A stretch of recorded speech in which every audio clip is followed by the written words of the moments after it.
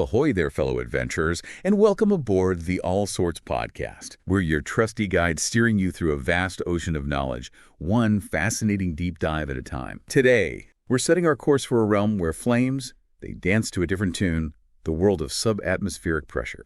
Make sure you've hit that like button, hoisted the share anchor to bring your fellow knowledge seekers on board, and subscribe to our YouTube channel to join our intrepid crew. And don't forget to chart a course through our treasure trove of past episodes and follow our adventures on X, Instagram, and Threads. Now imagine you're an engineer, tasked with designing a burner for a power plant nestled high in the mountains. Or perhaps you're working on a rocket engine destined for the thin atmosphere of Mars.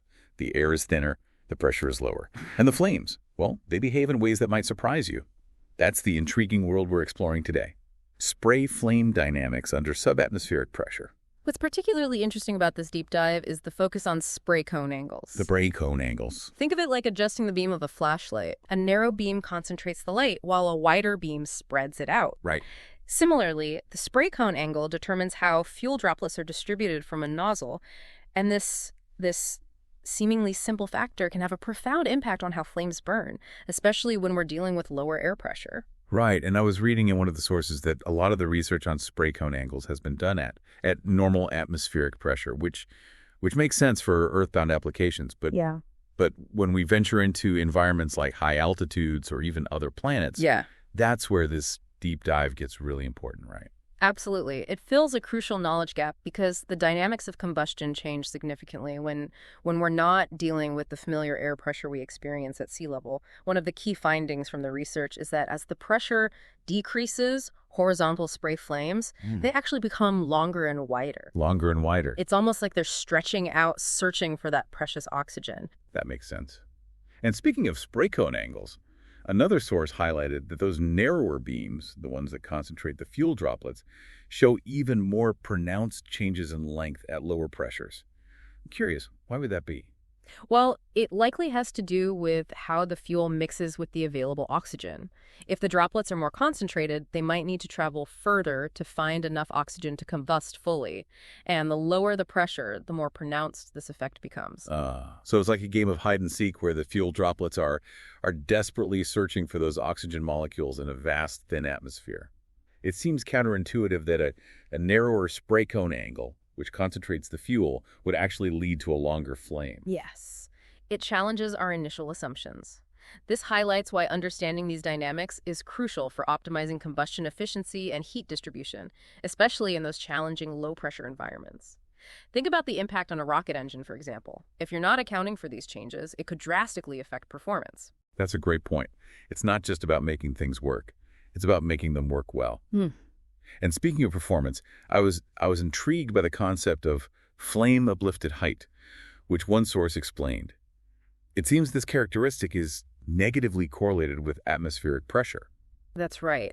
In simpler terms, the lower the pressure, the higher the flame lifts before it stabilizes. Think of it like blowing out a candle. The harder you blow, simulating lower pressure, the higher the flame lifts before it's extinguished. Okay, I'm starting to picture this. So lower pressure equals greater uplifted height in that terminal region of the flame. Exactly. And to understand this phenomena even better, we need to delve into the different regions within a horizontal spray flame. One of the sources breaks it down into 3 distinct regions: a recirculation region, a continuous flame region, and a buoyancy plume flame region. It sounds like each region plays a unique role in this intricate dance of combustion. I'm curious to know how these regions are affected by changes in pressure. Well, each region responds differently to those changes, and that's where things start to get really interesting. We'll delve into those specifics when we return for part 2 of our deep dive. Welcome back to our deep dive, where we're navigating the complexities of spray flame dynamics under subatmospheric pressure. It's amazing how a change in pressure can have such a profound impact on something as fundamental as a flame. Before the break, you mentioned these 3 distinct regions within a horizontal spray flame: the recirculation region, the continuous flame region, and the buoyancy plume flame region. I'm curious, how does the behavior of these regions change when we're dealing with lower air pressure? Let's start with the continuous flame region. In this region, the flame behaves relatively similarly under both normal and subatmospheric pressure. The real intrigue begins when we examine the buoyancy plume flame region, that outermost part of the flame where hot gases rise due to their lower density. Okay, what happens in that region? Here's where it gets fascinating. The research shows that in the buoyancy plume region, the temperature is actually higher under subatmospheric conditions compared to normal pressure. Now, that seems counterintuitive. Why would lower pressure lead to a higher temperature in that specific region? It all boils down to the interplay between fuel droplet distribution and air mixing. At lower pressures, the thinner air changes how those fuel droplets mix and interact. You can think of it like baking a cake at a high altitude. The lower pressure affects how the ingredients combine, and you need to adjust the recipe accordingly. So it's not just about the pressure itself, but how that pressure influences the delicate balance of fuel and air. Exactly. And this is where the spray cone angle comes back into play. One source highlighted a truly remarkable finding. Under normal pressure, smaller spray cone angles, those tightly focused beams, lead to higher temperatures. It's almost like concentrating the heat. That makes sense, but I recall you mentioning a twist. Indeed, there's a twist. At subatmospheric pressure, it's the opposite. Larger spray cone angles result in higher temperatures. So it's a complete reversal of what we'd expect based on our understanding of combustion at normal pressure. Precisely. It highlights how crucial it is to tailor our understanding of combustion to the specific environmental conditions. Now, why might this reversal occur? Remember how we talked about the importance of fuel and air mixing, especially at lower pressures? Yes, it's like those fuel droplets are searching for their oxygen dance partners. That's a great way to put it. A larger spray cone angle with its wider distribution of droplets seems to facilitate this mixing more effectively in a low-pressure environment. It allows the fuel to interact with the thinner air more readily, leading to more efficient combustion and consequently higher temperatures. So it's all about finding that sweet spot of droplet distribution for optimal combustion.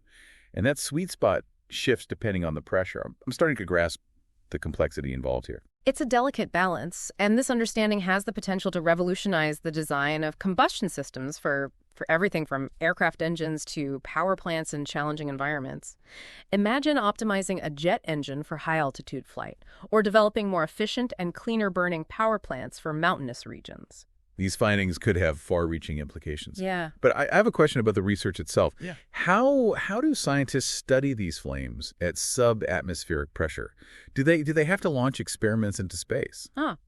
While launching experiments into space would be quite spectacular, researchers have thankfully developed more down-to-earth methods. They use specialized low-pressure chambers that can simulate those high-altitude conditions right here on Earth. So they're essentially creating mini Mount Everests in the lab. That's impressive. Yes, it's quite ingenious, and by carefully controlling the pressure and observing those flames with high-speed cameras and thermal imagers, they're able to unlock the secrets of combustion in a way that was never possible before.